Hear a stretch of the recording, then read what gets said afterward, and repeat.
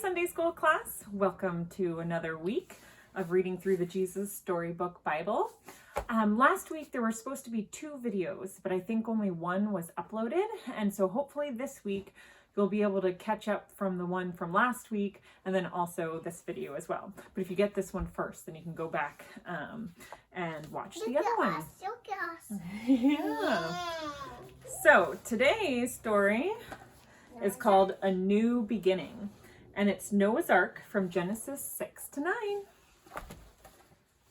So time passed, and many people filled the earth. Everyone everywhere had forgotten about God and were only doing bad things all the time. God's heart was filled with pain when he saw what had happened to the world he loved. Everywhere was disease and death and destruction, all the things God hates most. Now, Noah was God's friend, which was odd in those days because no one else was. Noah listened to God.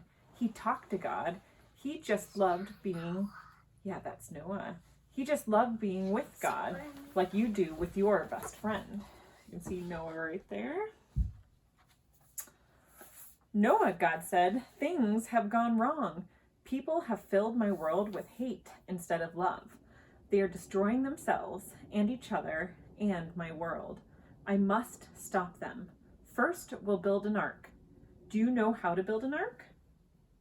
Do you know how to build an ark? Neither did Noah. Luckily, God knew, and he would show him. So there's Noah looking at the plans on how to build an ark. And there he is building it. Yeah. A storm is coming, God told Noah, but I will rescue you. I promise. I'll send the animals to you, ones that creep and crawl and slither and slime and gallop and hop and bound and climb. And don't forget to pack everyone's food. The storm was going to wash away all the hate and sadness and everything that had gone wrong and make the world clean again.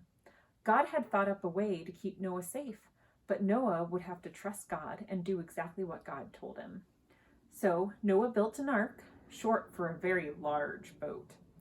Noah's neighbors came out to watch and point and laugh because they didn't believe Noah about the boat or the storm or needing to be rescued. And Noah must have looked rather silly. His boat was in the desert. The desert was nowhere near the sea, and there wasn't even a cloud in the sky. Why would anyone need an umbrella, let alone a boat? Look at that. But Noah didn't mind so much what other people thought. He minded what God thought. So he just did what God told him to do. When the ark was ready, God said, "All aboard!" And Noah's family and all the animals climbed inside. Then God shut the door.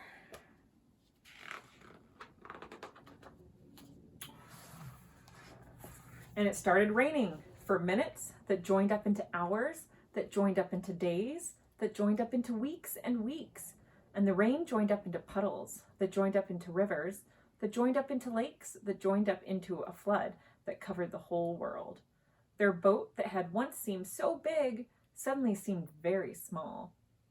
But in the middle of the huge storm and the crashing waves and all the thunder and lightning, through it all, God was with them.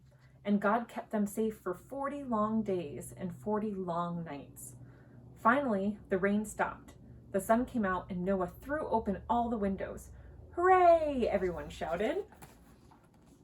Noah sent his dove out to explore, and it wasn't long before she brought him back a fresh olive leaf. Everyone knew exactly what that meant. She had found a tree and land. The water was going to go down. At last, the boat landed quite suddenly on top of a great mountain. As soon as it was safe, God said, "Out you come." And so they did, everyone skipping and dancing onto dry land. The first thing Noah did was to thank God for rescuing them, just as he had promised. And the first thing God did was make another promise. "I won't ever destroy the world again."